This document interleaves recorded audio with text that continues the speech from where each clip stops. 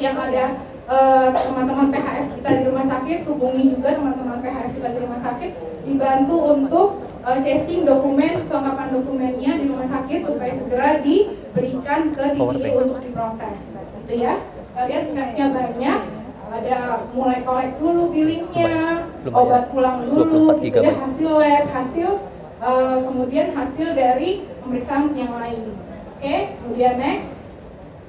Nah, ini tadi sekedar refreshing lagi. Jangan lupa kalau misalnya mau berobat atau penjaminan yang keluar negeri, presertifikasi ya Bapak Ibu. Jangan lupa sebelumnya hubungi TPA dulu supaya membantu nasabah kita tidak terlunta-lunta sampai ke rumah sakit ya. Jangan sampai misalnya yang paling gampang aja udah beli tiket, pas sampai rumah sakit dokternya nggak praktek hari itu ya, kasihan nanti. Jadi presertifikasi dulu.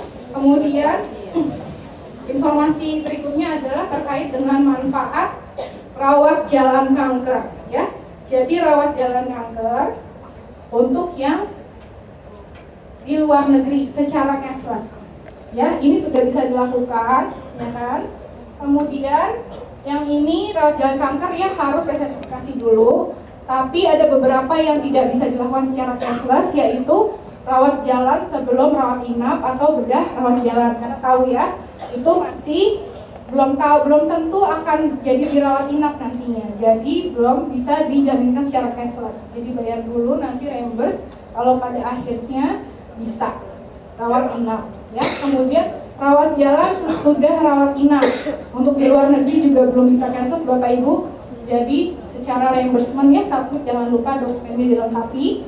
Kemudian rawat jalan kanker yang dilakukan di klinik satelit rumah sakit, ini khusus yang di Singapura. Jadi karena arrangement rumah sakitnya berbeda, jangan lupa kalau misalnya ada yang merawat jalan kanker di rumah sakit di Singapura, kalau misalnya dilakukan di rumah sakitnya sendiri, bukan di klinik satelit itu artinya klinik spesialis ya, karena sistemnya di sana dokter spesialis itu dia meng-hire space di rumah sakit, praktek pribadi gitu kan. Walaupun satu gedung rumah sakit yang sama, beda sama rumah sakit di Indonesia di mana dokter spesialisnya adalah kerjaan di rumah sakit gitu ya. Kalau misalnya rawat jalan kankernya dilakukan di klinik satelit dokter spesialis tersebut, sayangnya belum bisa dilakukan cashless, jadi harus reimburse. Tapi kalau misalnya rawat jalan kankernya dilakukan di rumah sakitnya sendiri, bukan di klinik spesialisnya, itu bisa dilakukan secara cashless dengan presertifikasi, gitu ya. Next, oke, ini juga yang mungkin dapat pertanyaan, gimana sih ngitung koordinasi benefitnya, gitu kan? Katanya S-charge, terus kalau misalnya ada yang perlu koordinasi benefit kayak gimana? Jadi intinya begini ya Bapak Ibu. Untuk yang manfaat S-charge, kita akan melihat, ya, Prudential akan melihat dari total bill tersebut, ya, itu kalau kita sebagai asuransi pertama, kita akan hitung sebenarnya eligible claim yang dapat dibayarkannya berapa. Kemudian nanti setelah kita hitung, kita bandingkan dengan ekses yang disubmit oleh nasabah. Eksesnya berapa? Ya, misalnya total billnya itu adalah 100 juta. Kemudian 100 juta, kemudian misalnya dijaminkan oleh perusahaan atau asuransi lain 20 juta, kan 80 jutanya ekses ya. Nah, kita lihat di 80 juta itu berapa, kalau kita hitung secara eligibilitasnya ternyata lebih kecil dari 80 juta, bukan berarti semua eksesnya kita bayar. Jadi kita posting dulu seperti kita asuransi pertama, secara S-charge layaknya berapa, kemudian dibandingkan dengan ekses yang disubmit nasabah berapa, kita bandingkan, kemudian kita akan bayarkan yang lebih kecil. Kenapa yang lebih kecil? Karena memang eligible-nya hanya demikian. Kan nggak mungkin yang eligible claim-nya hanya 60 juta, let's say, kemudian eksesnya 80 juta, kita bayarkan 80 juta. Gitu ya. Jadi ini sama sebenarnya konsepnya dengan PPH untuk manfaat yang S-charge kalau memang ada koordinasi benefit. Gitu ya. Oke, sepertinya ini. Next, ini slide terakhir. Terima kasih Bapak Ibu atas waktunya. Kami serahkan ke punya, gitu, ya. That's why ada masa tunggu ini. Karena apa? Supaya biasanya kalau orang udah waiting period. Jadi seenggak-enggaknya gitu ya, dilewatin dulu tuh. Bayangin kalau orang cancer ya, dia emang nunggu sampai lebih dari 90 hari untuk nunggu klaimnya, ya kan? Pada umumnya pasti enggak, gitu ya. Paham ya tujuannya masa tunggu? Nah, demikian juga dengan pengecualian. Pengecualiannya kalau di polis ada macam-macam ya. Pengecualian 12 bulan, yang berlaku hanya 12 bulan. Ada pengecualian yang memang berlaku seumur ridernya karena ditetapkan oleh underwriting tadi, yang resikonya sudah dihitung ya. Ada yang pengecualian kayak pengecualian polis kayak apa? Kongenital, ya kan? Kayak kongenital, gigi misalnya, banyak ya. Nah itu. Terus kondisi yang telah ada sebelumnya. Nah ini nih yang saya lihat sepertinya kok dianggapnya seperti barang baru.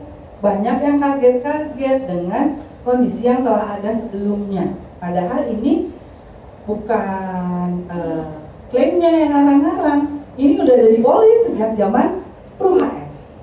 Ya, ada di klausula polisnya ini kita screenshot langsung dari polis untuk PPH. Yang kalimatnya tidak terlalu jauh berbeda dengan HS. Ya, jadi bukan sesuatu yang baru ya, Bapak Ibu. Apa itu PEC? Jadi PEC di sini bukan PEC dalam arti positif yang pro elite club ya, which is bagus gitu. Kalau ini PEC agak negatif karena itu kondisi yang telah ada sebelumnya. Itu adalah penyakit-penyakit yang sudah ada 2 tahun sebelum police issue, yang bisa tidak dikemukakan saat underwriting.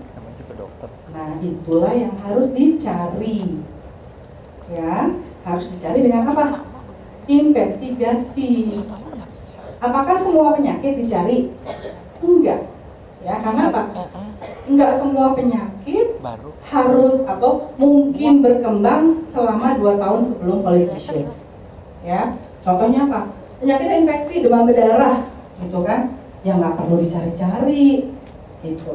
Ya. Tapi kalau penyakitnya gagal ginjal, itu kan baru issue di bawah 1 tahun, tiba-tiba gagal ginjalnya dokternya bilang karena hipertensi, ya wajar nggak kira-kira kalau bagian klaim mencari ini sebenarnya hipertensinya sejak kapan? Karena hipertensi baru sebulan, kemungkinan sampai menyebabkan gagal ginjal langsung itu kecil, ya. Jadi itulah yang kita cari gitu. Jadi kalau sekarang ada upgrade terus, kenapa sih polisnya udah 13 tahun, udah 10 tahun baru klaim, terus diinvestigasi gitu. Nggak apa, lu mungkin lupa bahwa kalau dia upgrade itu berarti ada starting date yang baru gitu, dari si 30 hari, 90 hari, 12 bulannya gitu ya. Nanti ada ilustrasi yang lebih jelas lagi. Oke. Ada yang mau bertanya sampai jangan dulu ya? Jangan. Oke. Boleh jam ke tolong next dulu, nanti kita balik ke sini. Nah, ini ilustrasi yang mungkin bisa lebih jelas ya. Jadi dilihat ini mudah-mudahan dengan kasih ilustrasi gini itu lebih bisa diingat. Makanya saya gambarkan warna hijau, merah kayak lampu traffic light, ya. Ini start. Start itu means police issued date, atau revival date, atau upgrade date, ya. Jadi tanggal awal berlakunya HS, PPH, PPH plus. Ya, nah yang harus diingat-ingat itu ini namanya. Tadi ada 30 hari itu masa tunggu rider ya. Ini menggambarkan periode aman atau tidak. kita belum ngomong GIO atau full way ya. Kita baru secara general ketentuan polis. Ya, ini waiting period. Ini untuk cancer, terus 12 bulan. Nah, terus yang 2 tahun. Ya, dari 2 tahun. Nah, ini 2 tahun digabungkan hubungkan sama ini. Tadi kan ketentuan polis ada pre-existing condition adalah kondisi yang ada 2 tahun sebelum polis issued. Jadi ini periode PEC. Ya. Jadi kalau Bapak Ibu polisnya ada yang diinvestigasi, itu adalah kalau klaimnya ini sama periodenya. Periode klaim kurang dari 2 tahun sebelum polis issued untuk kondisi yang mungkin ada 2 tahun sebelum polis issued, itu pasti kena investigasi. Kondisi apa? Kondisi kronis. Ya. Nah, jadi pernah ada yang nanya, kan udah lewat yang 12 bulan, kenapa masih kena investigasi? Ya, 12 bulan itu untuk mencegah apa tadi? Anti-selection. Ya, tapi pre-existing condition juga belum lewat. Gitu. Misalnya apa tadi? Gagal ginjal. Gagal ginjal diklaim di bulan ke-13. Ya. Dari sisi gagal ginjal tuh ada di itu enggak, atau gini deh, tumor. Ya. Tumor diklaim di bulan ke-13. Tumor ada di exposure 12 bulan kan? Terus tiba-tiba diinvestigasi, marah dong. Kan klaimnya udah di bulan ke-13, kenapa harus diinvestigasi? Karena tumor itu bisa ada sebelum polis issue. That's why diinvestigasi. Ya, karena tumor itu kan tumor tertentu iya bisul loh, muncul beberapa hari muncul bisul. Tapi kalau yang namanya tumor dengan diameter besar tertentu, apa iya gitu kan? Belum ada sebelum polis issue. By provision berdasarkan polis itu harus dicari gitu. Kalau klaim analis yang nggak cari, kita kena audit, kena QA gitu. Ini termasuk chronic condition yang harus diinvestigasi. Kenapa nggak diinvestigasi? Gitu. Ya. Nah, jadi kalau kita mau ngira-ngira masa aman, itu yang mana? Klaim yang di atas 2 tahun atau yang penyakit-penyakit keciduk. Inilah yang di atas 2 tahun. Tapi kecuali apa? Kalau kita dapat datanya. Misalnya dirawat nih udah lewat 2 tahun, udah masa aman dong, dirawatnya di tahun ketiga, ya. Kok waktu training katanya udah aman tuh kalau diklaim lebih dari 2 tahun gitu ya. Kenapa diinvestigasi? Nah, biasanya pada saat rawat inap itu kan dokternya tanya jawab, sejak kapan gejalanya, misalnya stroke nih, sejak kapan hipertensinya, atau sejak kapan punya kolesterol enggak, punya ini enggak, semua faktor resiko stroke ditanyain. Nah, biasanya kalau yang nanya dokter beda sama yang nanya agent. Ya kan? Yang nanya dokter itu kan dia berharap mendapat pengobatan full sesuai kondisi kesehatannya. Jadi ceritanya jujur, gitu. Jujur komplit. Yang dulu lupa jadi inget waktu ditanyanya sama dokter. Bener nggak? Akhirnya keluarlah itu semua riwayat-riwayat. Terus diinvestigasi dong. Sementara agennya nggak tahu. Marahlah agennya. Orang dulu nggak ada cerita begini begitu, kenapa sekarang tiba-tiba ada? Ya, jadi gitu. Walaupun udah lebih dari 2 tahun, 3 tahun, 4 tahun, 5 tahun, kalau kemudian ada data di rumah sakit bahwa oh iya, either ditanya atau di rumah sakit tersebut ada recordnya bahwa dia pernah berobat sebelum polis issue, ya kita pasti investigasi. Investigasinya untuk mencari apakah kita nggak boleh decline begitu aja, harus kuat, ya. Karena kalau misalnya misalnya kliennya marah, terus kita dibawa ke court, kalau data kita nggak kuat bahaya. Makanya kita lakukan investigasi. Makanya investigasi suka lama. Karena apa? Kita terus mencari data yang lebih kuat, gitu. supaya kalau nggak kuat ya udah berarti kita nggak bisa decline, ya nggak bisa bilang kalau itu non disclose, ya. Jadi kalau yang lebih dari 2 tahun itu namanya dan tidak di-declare namanya non disclose, ya. Mudah-mudahan membantu ya sekarang. Kenapa udah lewat 12 bulan tetap ada investigasi untuk penyakit tertentu, tapi nggak usah khawatir. Contohnya misalnya gini, emangnya semua penyakit kita harus ingat, sehingga kalau nggak ingat terus dibilang non disclose, ya kan? Kalau kita ditanya sakit tahun 2012 misalnya, pada ingat nggak? Belum tentu ya, gitu.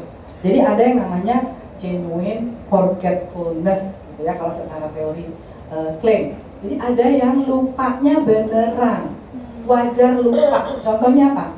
Sakitnya cuma sekali, ya. Terus diobatinnya juga cuma sekali set terapi itu aja, nggak dilakukan apapun. Terus udah, habis itu cuma one off consultation. Lupa dong. Nah, klaim juga akan mempertimbangkan faktor itu, gitu. Jadi nggak semua langsung udah ini non disclose, pokoknya nggak mau tahu, gitu. Kalau sesuatu yang wajar lupa, kita akan pertimbangkan juga. Tapi kalau jelas-jelas ada dipasang ring tahun 2007, ya kan? Terus lupa katanya, mungkin nggak? Kalau 10 email bilang lupa, kita nggak akan pakai, gitu, ya.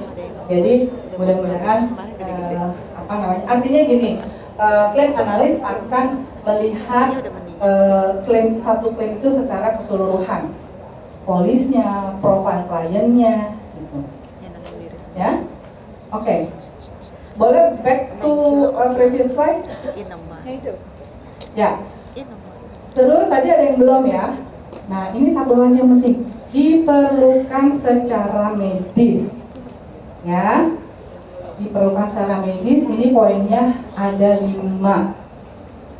Nah, Bapak Ibu, benefit kita dari mulai HS sampai PPH itu tidak ada manfaat medical check up, ya.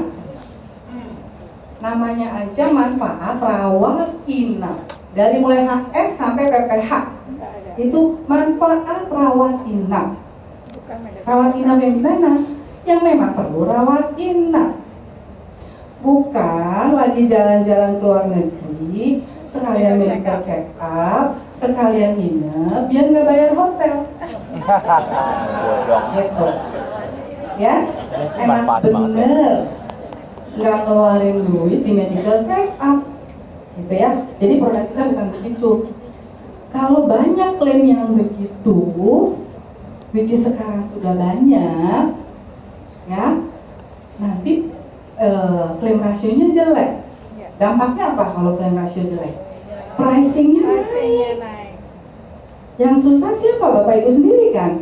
Nggak kompetitif nanti di market. Jadi so please jangan encourage atau jangan mensosialisasikan produk kita sebagai produk untuk medical check up, tapi untuk mengobati kalau sakit, untuk rawat inap kalau sakit, ya. Siapa yang bilang produk kita begitu? Ini bukan barang baru. Dari mulai HS juga ketentuannya begini. Saya dulu pernah dikomplain, kenapa sih kan sekarang rese, lama, nanya lagi sama dokter indikasi rawat inap apa? Ya karena memang harus. Kalau secara dokumen klaim itu tidak menunjukkan bahwa pasien ini klien ini harus dirawat inap, ya. Rawat inap cuma 1 hari, bilangnya abdominal pain, ya.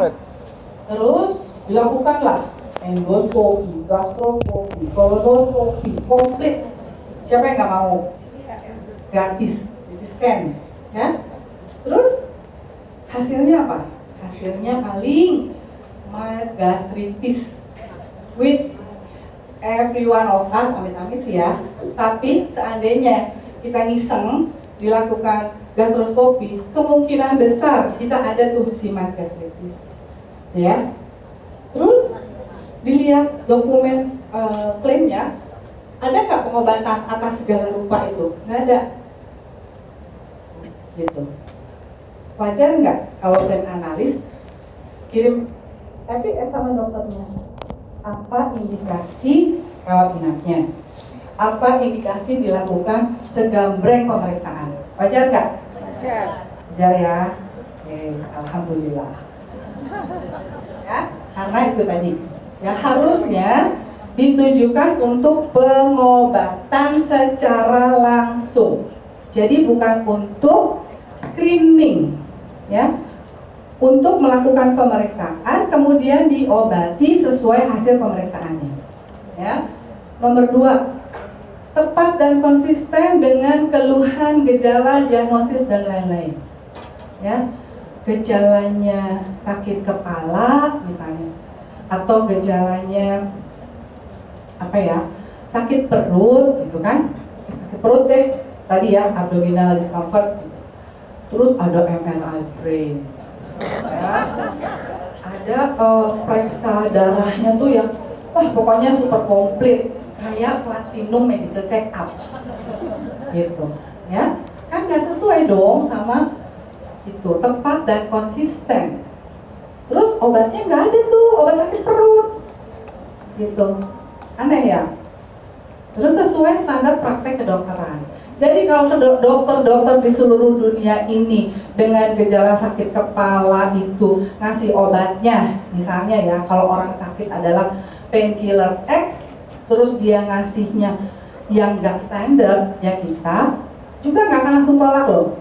Klaim akan nanya sama dokter, kenapa ya kok ada pengobatan yang nggak standar secara medical practice, ya. Terus biayanya yang umum dibebankan untuk ketidakmampuan tersebut. Kemarin saya dapat pertanyaan, ada dokter bedah satu jahitan 30 juta, dokter yang lain satu jahitan 5 juta misalnya, dibayar nggak? Garuk-garuk kepala saya ya, itu dokternya siapa? Tapi katanya ada. Oke, kalau memang ada, pasti nanti kita akan tanyakan sama dokternya.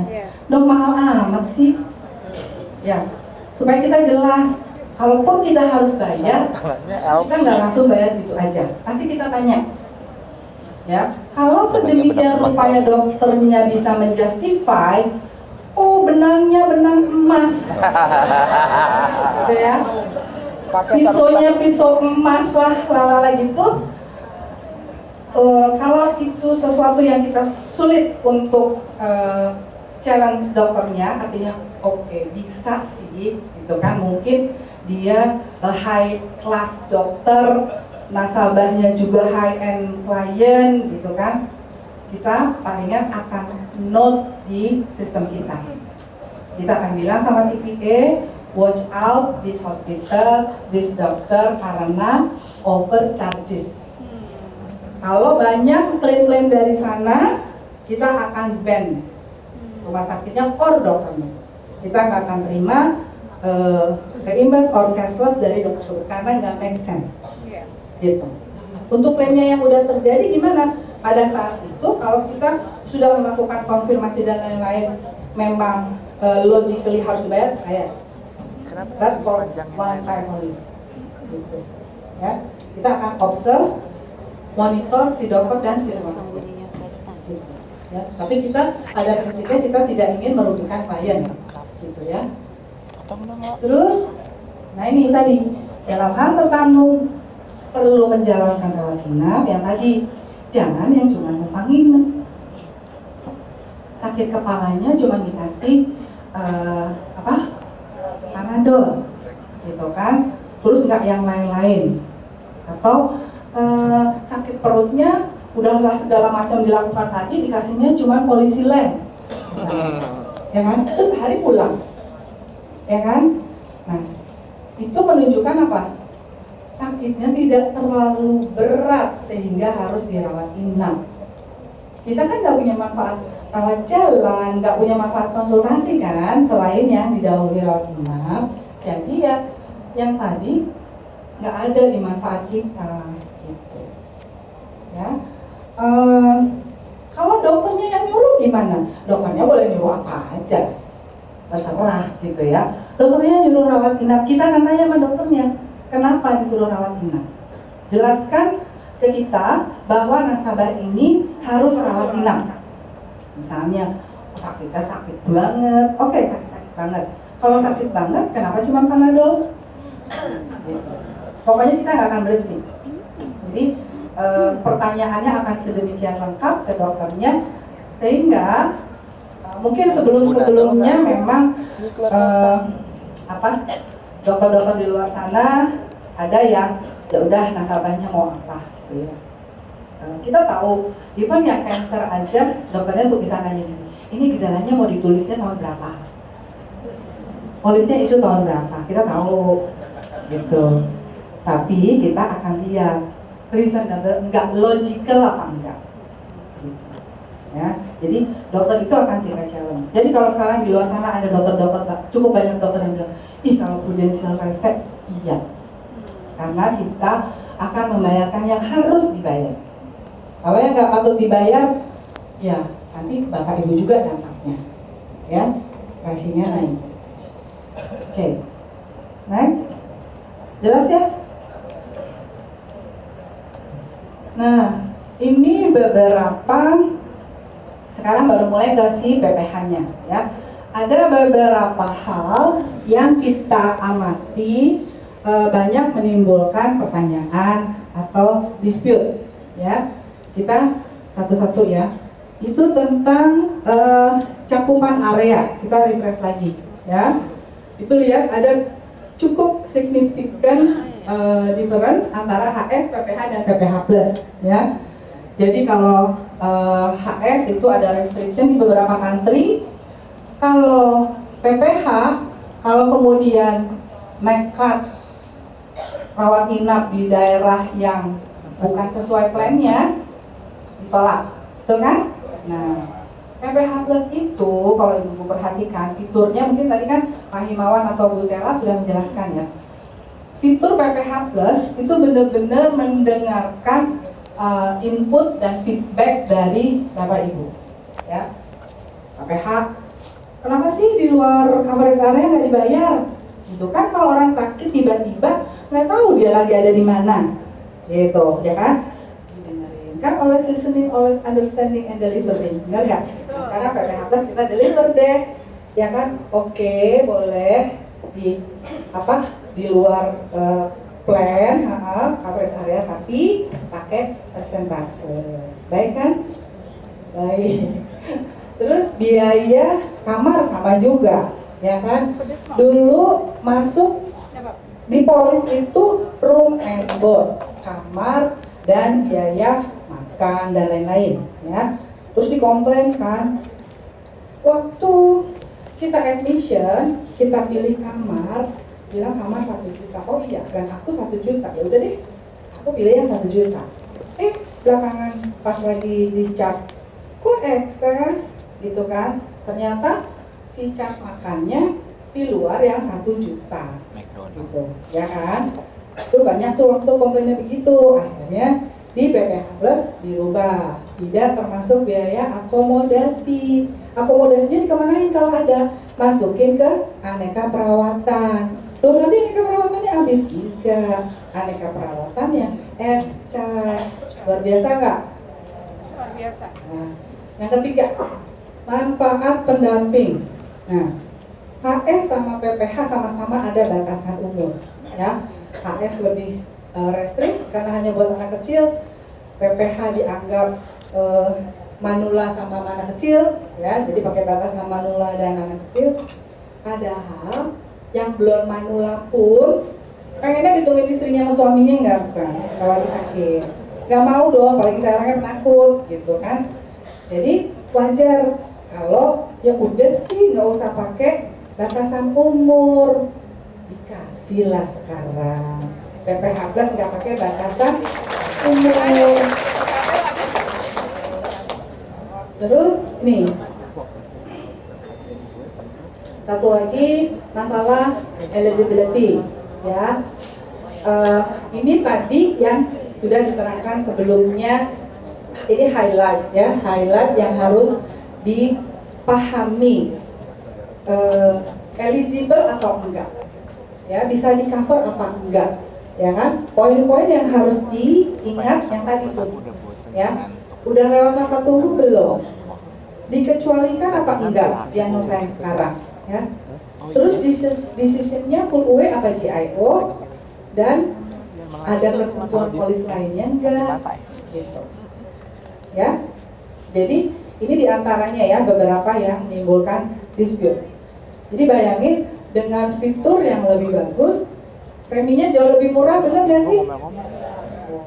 Ya, bukan lebih mahal loh, benefitnya dibagusin malah lebih murah. Oke, next. Nah ini beberapa mungkin yang waktu itu ada ikut training AFM udah pernah dapat ini. Ini karena banyak yang nggak ada di AFM, saya ulangin. Ini gap analisis antara kertas fix amount-nya, nanti kena prorate. Karena ini bukan kamar penuh, gitu. Ya. Nah, atas ini, Bapak Ibu tolong kalau nasabahnya memang naik kelas kamar karena penuh, supaya cepat klaimnya, apa yang mesti dilampirkan juga selain form claim, selain perlengkapan yang biasa? Keterangan bahwa misalnya klaimnya 1 juta, dirawat di kamar 1,5 juta, minta keterangan dari rumah sakit bahwa dia nempatin 1,5 jutanya itu karena kamarnya penuh, bukan karena keinginan nasabahnya, supaya nggak bolak-balik, nanti analisnya akan minta, gitu. Kenapa? Atau kalau ada analis yang lupa boleh ya, itu langsung di prorate deh. Ya, jadi tolong sekalian minta surat keterangannya. Oke, itu ICU kelihatan ya lebih bagus dari yang HS. Dokter umum jadi 2 kali per hari. Terus, nah ini yang super duper bagus, visit dokter spesialisnya jadi 2 dan spesialis dan subspesialis. Contohnya gimana? Orang sakit perut, pertama datang ke penyakit dalam, ya, penyakit dalam di periksa gini-gini, penyakit dalam nggak dapet, konsulin deh ke spesialis gastroenterologi, gitu ya. Nah, kalau misalnya dua-duanya visit, itu kita hitungkan terpisah, gitu. Jadi masing-masing dia boleh 2-2, tapi lihat kewajarannya. Kalau misalnya antara penyakit dalam, keluhannya pencernaan, udah di-refer sama ke spesialis habisin enggak namanya gastroenterologi, ngapain juga 2 sampai 3 hari visit 2-2an. Ya udah sih, si gastroenterologinya aja yang visit. Suami istri dok. Unless ada lainnya, misalnya, oh ternyata dia sakit hipertensi juga, boleh. Jadinya si internisnya visit untuk hipertensinya, si gastroenterologinya visit untuk gangguan pencernaannya, itu baru boleh. Tapi nggak tiba-tiba segambreng semua yang sebetulnya sejurusan visit rame-rame, which is nggak mungkin juga kan, mau meeting di depan pasien gitu. Pengantin baru dong. Ya, ya next. Terus tindakan bedah. Ya, ini balik lagi kayak HS, obat-obatan bedah menjadi di cover, yang di BPH nggak di cover. Aneka perawatan, ini lebih hebat lagi nih, aneka perawatan mengcover jadi biaya akomodasi ya, tadi saya bilang boardnya dimasukin di aneka perawatan, ya kan, plus S charge, jadi nggak ada limit. Dulu kan problemnya waktu HS tuh kalau diagnosanya sama, aneka perawatannya terutama cancer kan cepat habis kan, karena dia terus dirawat karena cancer, sekali kalau plannya kecil sekali aja habis tuh AP, ya kan? Makanya beli PPH biar S charge. Terus ini tadi lodging benefit, ya, nanti akan ada beberapa highlight tentang lodging benefit. Terus biaya juru rawat, terus rekonstruksi payudara dan wajah yang tadinya 1 kali, sekarang yang penting maksimum 6 bulan, mau 10 kali boleh, yang penting ada penjelasannya. sekali diapain, kedua kali diapain, gitu, ya. Potong-potong. Terus ya ini bisa dibaca ya, prepos. Nah yang keren juga itu prepos yang setelah itu kecelakaan. Dulu kan nggak ada ya kan, one day surgery ya kan, dulu nggak ada. Makanya one day surgery terus ngada-ngada nginep supaya dapat prepos. Tahu, justru karena tahu daripada kita dibohongin, kita tahu kita dibohongin, kasih deh, gitu, ya kan? Jadi jujur, gitu. Karena apa? Ngapain juga kita harus membayarkan biaya-biaya rawat inap jadinya, ya kan? Ya udah, kita tahu bahwa customer butuh preposnya, gitu kan? Ada kita kasih. Ya, yang tadinya belum ada nih, dia dikasih semua. Makanya lihat batas-batas kapan boleh mintanya, diingat jangan sampai ke lewatan. Ini door prize-nya, kalau gue nggak balik-balik. Oke. Ya, baliklah. Rawat jalan cancer. Agen gue. Nah, Bu tentunya pengen dong, punya manfaat memantau apakah ada kekambuhan atau enggak. Ya, melakukan pemeriksaan untuk memantau cancer tadi, kayak scanning, ya. Nah itu kita sekarang di PPH dikasih. Dulu kan nggak ada, ya. Cuman ada maksimumnya. Sewajar-wajarnya kalau orang udah dinyatakan sembuh tahun 2010, ya kan. Kalau mau memantau, kita bayarinnya si pemeriksaan ronsen, misalnya gitu kan, scanning itu sampai 5 tahun setelah dinyatakan sembuh. Jangan seumur hidup lah, nanti preminya gede dinaikin, ya. Jadi 5 tahun aja. Dan juga tetap mengacu ke ketentuan polis tadi ya, tingkat kewajaran. Jadi kalau ada yang PET scan setahun sampai 3 kali, ya nggak wajar juga kali. Ya, PET scan itu kan ada risiko juga, ya. Jadi ada secara kedokteran ada maksimumnya.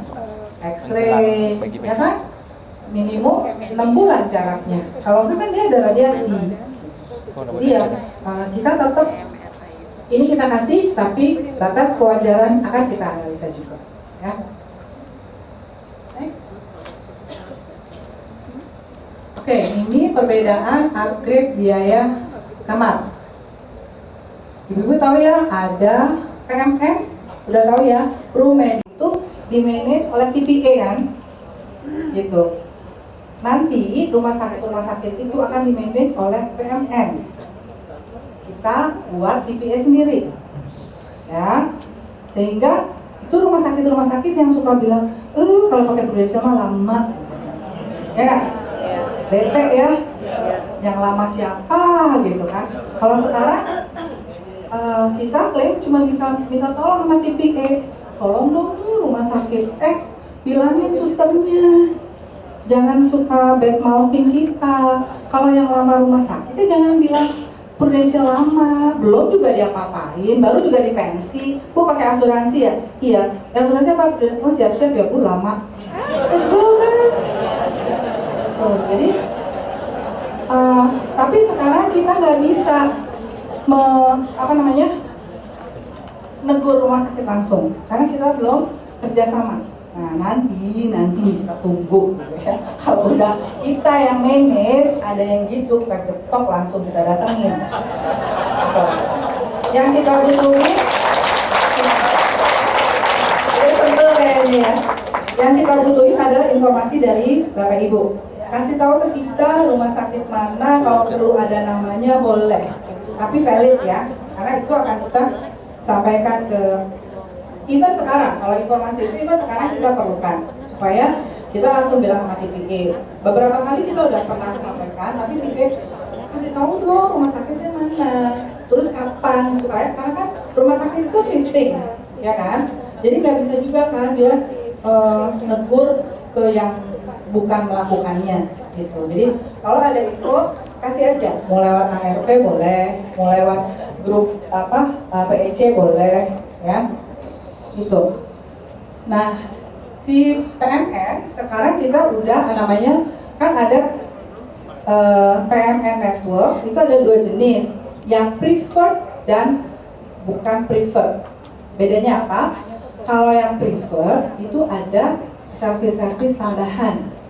Nah, dari mana tahunya preferred dan non preferred? Itu di web Pro ada, lihat di networknya PMN itu ada mana yang preferred dan mana yang non preferred. Nah, jadi kalau Bapak Ibu mau fasilitas ini, ya, cari di web yang preferred hospital, sehingga arahkan nasabah Bapak Ibu yang mau dirawat ke si preferred hospital kalau pengen menikmati itu tadi. Nih, ada kalau yang Singapura itu ya di Parkway Group itu Mount E, Gleneagles, Mount E-nya ada 2 tuh, terus sama satu lagi Parkway ya. Ada 4 di grupnya Parkway ya. Ada service-service tambahan. Terus kalau ini juga jadi dinaikkan ya, tersedia tanpa prorate gitu. Nah, kalau yang non preferred tapi PMN itu begini fasilitasnya ya, dikasih maksimal 2 hari aja. Nah, kalau di rumah sakit pada umumnya yang sekarang sama TPA gitu ya, yang bukan PMN network, itu kan begitu naik kamar ya kena prorate ya. Jadi boleh dibuka webnya, dicari yang private hospital. Next. Nah, soal upgrade sama tidak tersedia itu beda. Satu lagi maunya sendiri gitu ya. Nah, impactnya itu kalau yang memang penuh dikasih toleransi 2 hari pertama 1 tingkat tanpa prorate ya. Tuh, nah tadi yang saya bilang kalau reimburse tolong langsung kasih keterangan bahwa kamarnya penuh supaya nggak bolak-balik. Misalnya kan ada nasabah yang karena upgrade taunya kronik ya kondisinya, terus disarankan reimburse, sering ya sarankan reimburse. Oke, berarti langsung jangan lupa minta keterangan kamarnya penuh, misalnya kamarnya penuh, jangan nunggu nanti susah lagi, lama lagi. Rumah sakit itu ya kalau yang kooperatif, kalau yang nggak kooperatif kita minta dokumen tuh lama gitu, ya. Jadi pokoknya kalau dirawat di rumah sakit niat mau reimburse dan upgrade kamar, minta surat keterangan kena apa gitu. Ya, tapi kalau naik kamar mau sendiri jangan terus minta surat keterangan kamar penuh ya. Terus kalau nggak tersedia ya, kalau nggak tersedia itu tadi perhatikan fix amount-nya, sesuai plan kan ada fix amount ya. Nah, lihat dulu fix amount-nya. Kamar yang di atasnya ya kan, misalnya plan 1 juta, nggak ada nih yang sesuai gitu kan, plannya 1 juta single bed gitu kan, nggak ada, atau 2 bed gitu ya, nggak ada nih, adanya single bed, tapi single bednya 1,5 juta gitu kan. Dilihat hati-hati fix amount-nya berapa kan, di table ada kan, ada plan, ada fix amount. Kalau fix amount-nya 1,5 juta, boleh silahkan. Jadi masih within eligible plan. Tapi kalau fix amount-nya 1,25 saya ngarang ya, karena nggak hafal nih tabel. Itu ya jangan, nanti kena prorate. Gitu, ya. Tapi kalau memang mau juga tadi kan menempati misalnya nggak enak berisik nih temennya yang itu, ya udah naik aja, ya udah naik boleh, tapi jangan kaget kalau di prorate gitu. Nah, ini sebetulnya yang kita minta bantuan sama teman-teman Bapak Ibu pada saat ada proration, dia naik kamar karena kemauan sendiri, ya tolong dijelaskan bahwa pastinya nanti saat discharge itu bisa harus bayar sendiri, ada amount yang bayar sendiri ya. Nah, tapi misalnya tadi 1 juta, terus yang di atas 1 jutanya di atas fixed amount, terus nggak mau bayar sendiri gitu kan, sayang-sayang, udah deh yang di bawahnya aja. Nah itu malah lebih boleh lagi, nasabahnya juga lebih aman, nggak akan kena proration. Jadi misalnya ada kamar 500.000, ya udah yang 500.000 aja, bagus juga kok, ya itu lebih bagus. Nah kalau atas keinginan sendiri ini udah jelas lah, dari hari pertama pun udah kena proration. Mungkin kan ada sebetulnya duitnya banyak, tapi pas ditawar asuransi pelit, ya kan? Gue maunya preminya segini. Oke, ya udahlah. Dengan premi segitu dapatnya 500.000 dong, gitu kan? Giliran dirawat, nggak mau, gue 2 kamar, gue maunya yang VIP.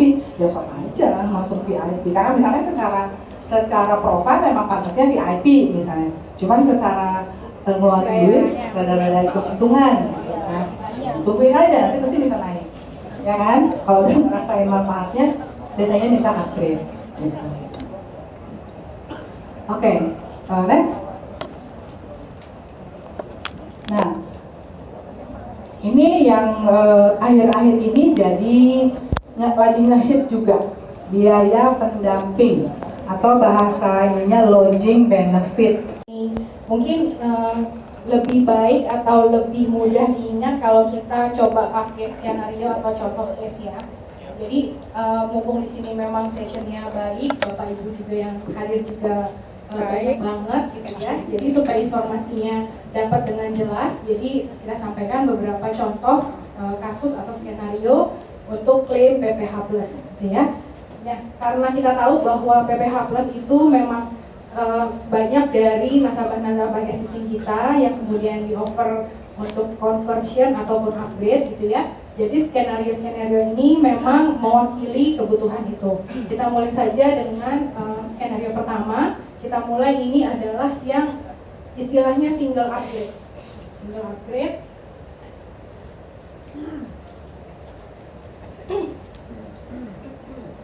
Yang single upgrade, oke, yang single upgrade ini kita lihat ya, HS covernya issued di 2015 standard ya. Kemudian dia upgrade dengan PPh Plus Silver B ya, plan Silver B dengan fixed amount 3 juta di 15 April standard dengan full underwriting. Nah, ini full underwriting mungkin bukan hal yang baru, Bapak Ibu sudah kasih tahu gitu. Kemudian next. Kemudian next ya, kita lihat kalau misalnya terjadi klaim, ini klaimnya yang paling simple dulu, yaitu demam tifoid atau typhoid fever di 1 Mei 2019. Kita tahu ada namanya tadi masa tunggu 30 hari ya. Karena ada masa tunggu 30 hari untuk PPh Plus-nya, maka klaim dibayarkan tidak dengan PPh Plus, tapi dengan manfaat HS cover ya. Oke. Ya. Untuk yang ini, paham ya Bapak Ibu? Paham ya, ini the skenario yang paling simpel, mungkin yang paling umum Bapak Ibu temukan. Oke, kita next slide. Kemudian, ini yang kedua, contohnya.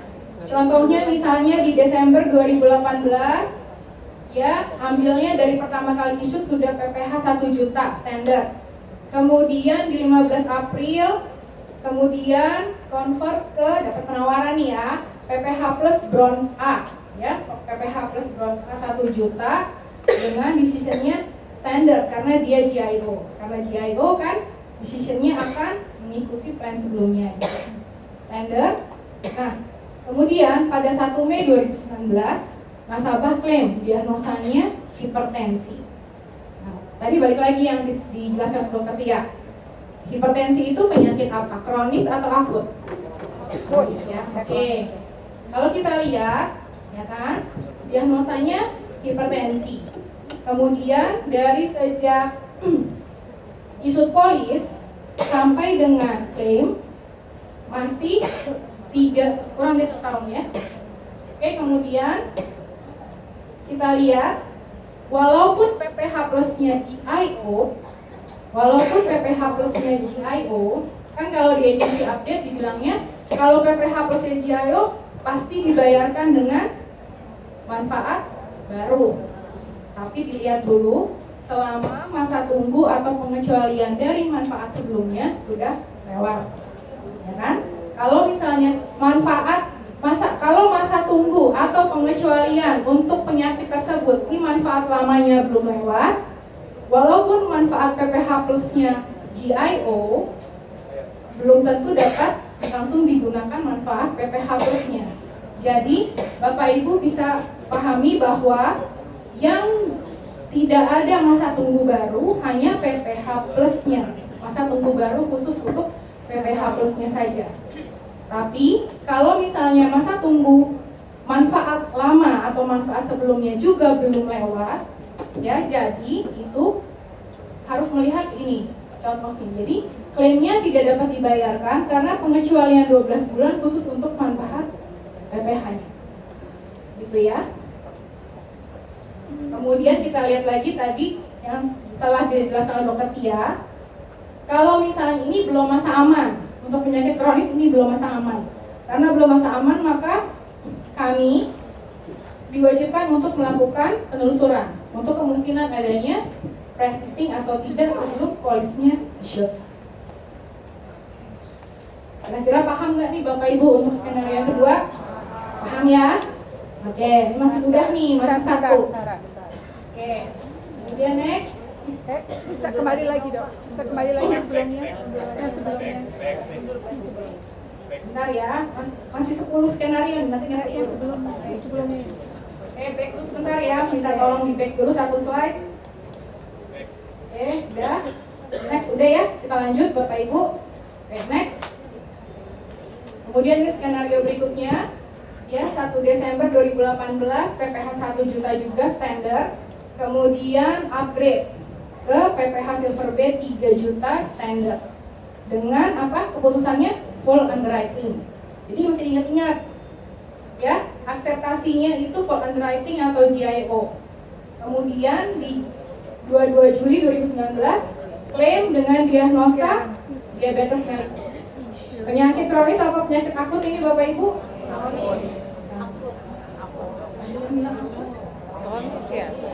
Diabetes mellitus ya, atau kencing manis. Oke, kencing manis ya. Kemudian kita lihat kira-kira apa yang akan dilakukan klaim. Kita lihat ini kan full underwriting, PPH plusnya udah berapa lama usianya? Baru 3 bulan ya kan, baru 3 bulan, kurang 1 tahun. Kemudian next, kalau kita lihat dari PPH-nya 1 juta, berapa lama sejak isut sampai dengan klaim? Baru 7 bulan. Kita lihat ya. Nah, karena misalnya ini PPH dan PPH plusnya masih dalam pengecualian 12 bulan, jadi tidak dapat dibayarkan. Baik untuk PPH plus dan PPH-nya. Ingat ya, masih kurang dari 1 tahun belum masa aman untuk penyakit kronis. Jadi akan dilakukan penelusuran. Oke, udah paham ya skenario ketiga? Kita bisa lanjut. Oke. Skenario keempat. Oke, ini isutnya PPH 1 juta standar dengan kemudian dia convert ke PPH plus bronze B 1 juta standar ya. Lihat di bulan April dengan GIO. Kalau GIO berarti nggak ada masa tunggu baru ya kan. Kemudian di bulan Juli dia klaim dengan diagnosa hipertensi. Kita lihat berapa lama usia polisnya? Baru 3 bulan ya Bapak Ibu. Walaupun GIO tapi baru 3 bulan. Kemudian lihat kalau dari isut udah berapa lama? 1 tahun. Oke, 1 tahun 7 bulan ya. Bayar nggak kira-kira klaimnya ini? Oke, bayarnya pakai yang mana? PPH biasa. Coba kita lihat next. Ingat ya, PPH event itu yang baru. Kenapa PPH plus? Kenapa dibayarkan pakai PPH plus? Karena pengecualian 12 bulan untuk PPH yang lama sudah lewat. Oke. Kemudian setelah dilakukan penelusuran tidak ada pre-existing ya. Jadi kalau semua step proses yang dilakukan oleh klaim sudah jelas dan tidak ditemukan pre-existing, maka walaupun PPH plusnya baru 3 bulan bulan langsung dibayarkan pakai PPh plus. Ini yang jelas masuk ke dalam yang dijelaskan di agency update bahwa bisa langsung menggunakan manfaat PPh plusnya yang baru karena masa tunggu atau pengecualian 12 bulannya sudah lewat. Ya Bapak Ibu ya, paham ya?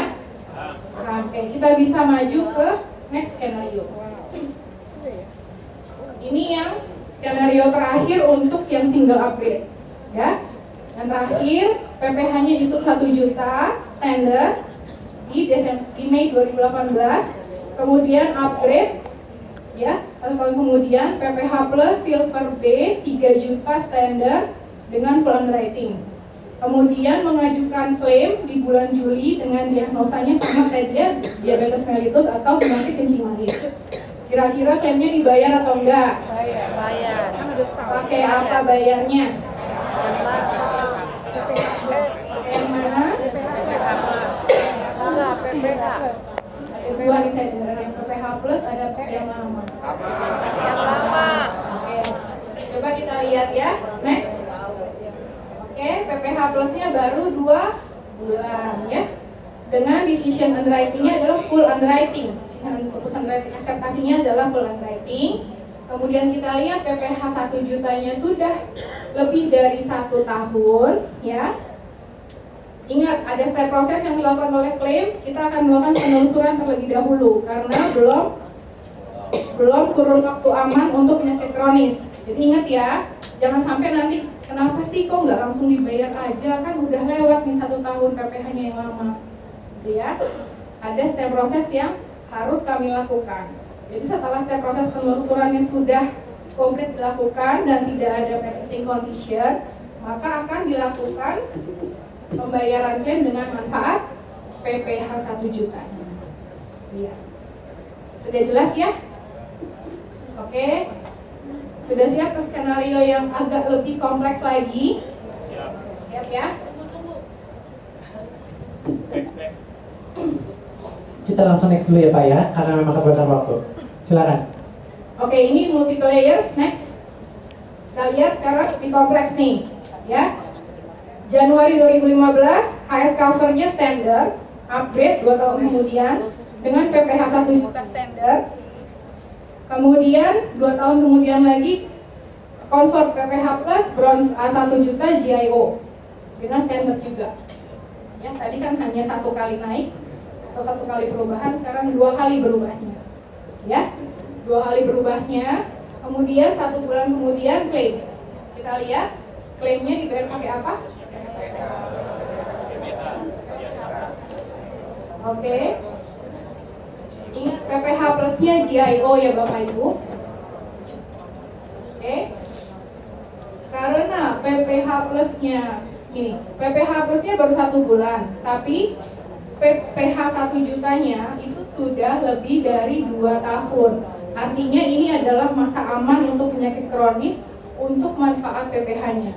Karena sudah lewat dari masa aman dan sudah lewat dari pengecualian 12 bulan, maka manfaatnya langsung dapat dibayarkan dengan PPh plusnya. Ya. Jadi ini yang multiple layers, atau misalnya upgrade-nya lebih dari 1 kali. Saya yakin nasabah Bapak Ibu pasti banyak yang seperti ini, ya. Kemudian next-nya lagi, ini kita lihat tadi PPh plusnya GIO ya, sekarang ini full underwriting sama skenario-nya. Dari HS cover 500.000 ke PPh 1 juta, kemudian ke PPh plus di Juli 2019 dengan PPh plus gold A 1 juta tapi full underwriting. Ya, standar. Kemudian klaimnya sama, penyakit kronis juga, diabetes mellitus.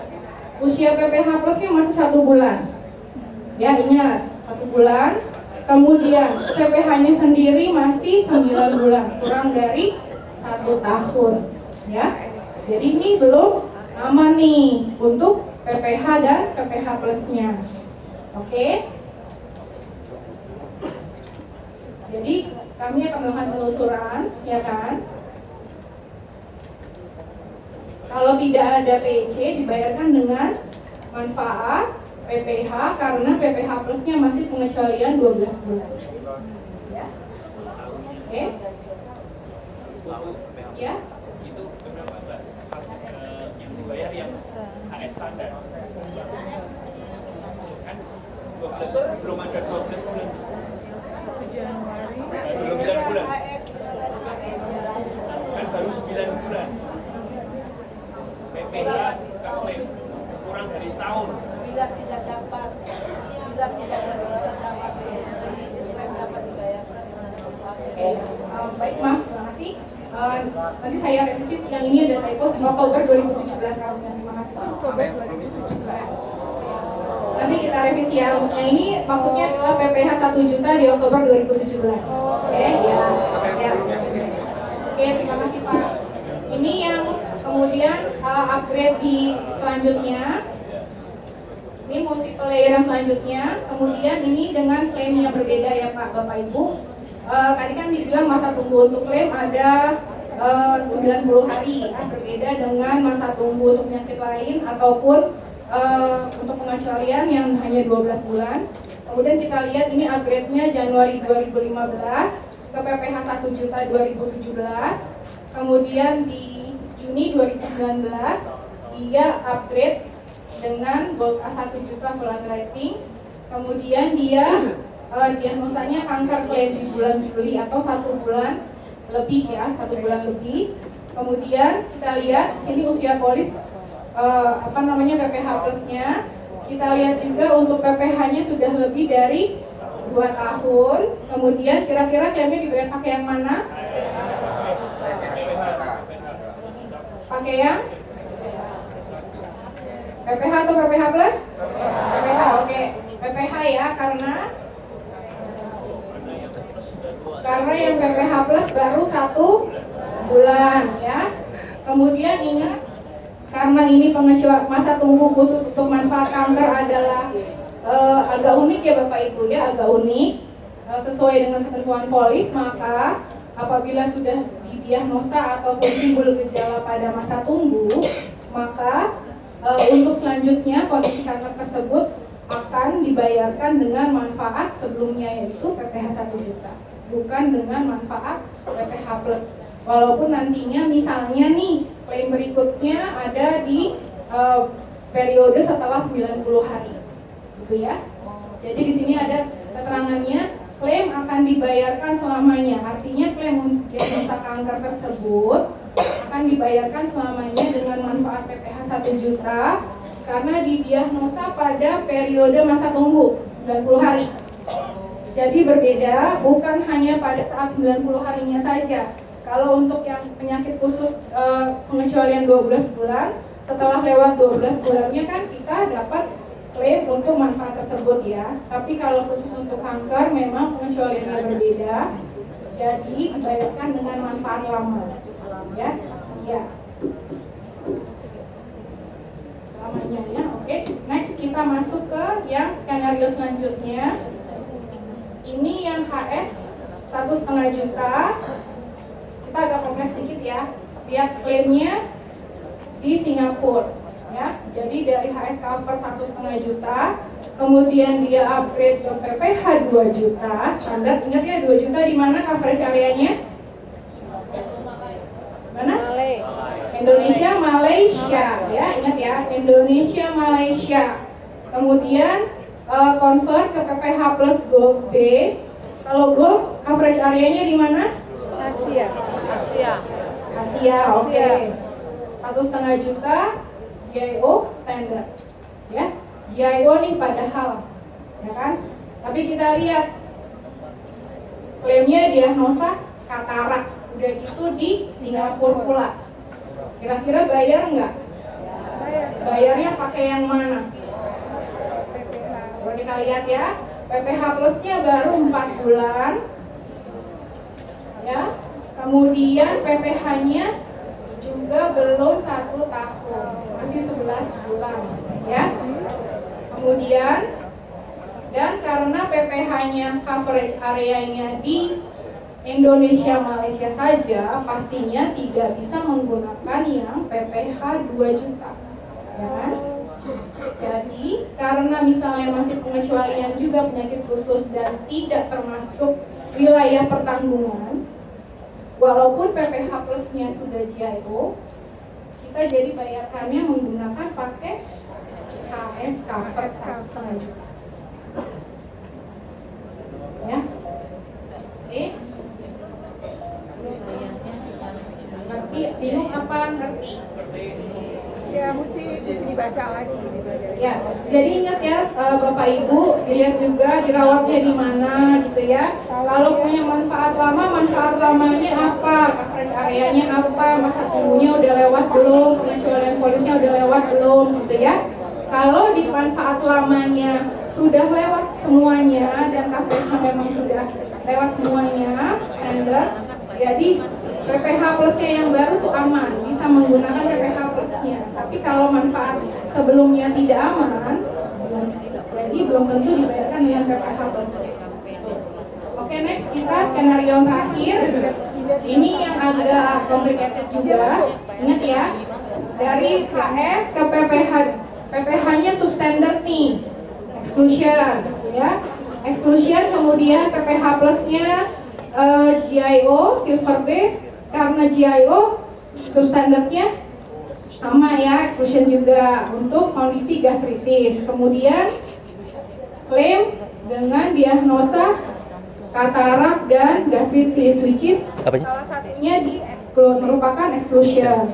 Kemudian lihat juga dirawatnya di Singapura. Kalau mau share Itu kan ya, Singapura. Ini bisa sampai ratusan. Kira-kira bayarnya pakai apa? Share it. Kebanyakan udah paham nih jawabannya. Ya, Pak, soalnya Coba udah. next. Ya. Tunggu. Oke, kita lihat ya. Karena satu, gastritisnya aja pengecualian, ya kan? Kedua, kataraknya aja belum lewat ya pengecualian 12 bulan, ya kan? Kemudian perawatannya di Singapura. Silver nggak cover Singapura, PPH 2 juta nggak cover Singapura. Ya, jadi dibayarkan pakai KS cover. Sebentar. Ya, oke. Sebentar. Kita lihat next. Nah, jadi dari tadi sekian banyak skenario-skenario yang disampaikan, ingat-ingat, coba yang penting adalah yang poin-poin pentingnya ini, ya. Kalau misalnya GIO, ingat plan lamanya sudah lewat apa belum, ya, masa tunggunya, dan tidak ada pre-existing untuk plan lama. Kalau full underwriting, ingat, ya, ada nggak masa tunggunya masih berlaku nggak, atau ada pengecualian 12 bulannya udah lewat belum, ya. Nah, kalau misalnya masa tunggu dan pengecualiannya belum lewat di manfaat lama, mau dia GIO, mau dia full underwriting, PPH plusnya nggak bisa dibayarkan pakai manfaat PPH plus maupun manfaat lamanya. Jadi ingat, dulu sebelumnya beli polisnya kapan, isutnya, sekarang upgrade-nya kapan gitu ya, konversinya kapan. Oke. Ini tadi summary dari skenario case yang tadi disampaikan. Kemudian, oke, kita next. Ini mungkin refresh aja, mungkin Bapak Ibu juga sudah banyak mendapatkan materi ini. Jangan lupa bahwa yang namanya proses untuk penjaminan di rumah sakit, sejak pasien pulang, diperbolehkan pulang oleh dokter, sampai dengan TPA menerima dokumen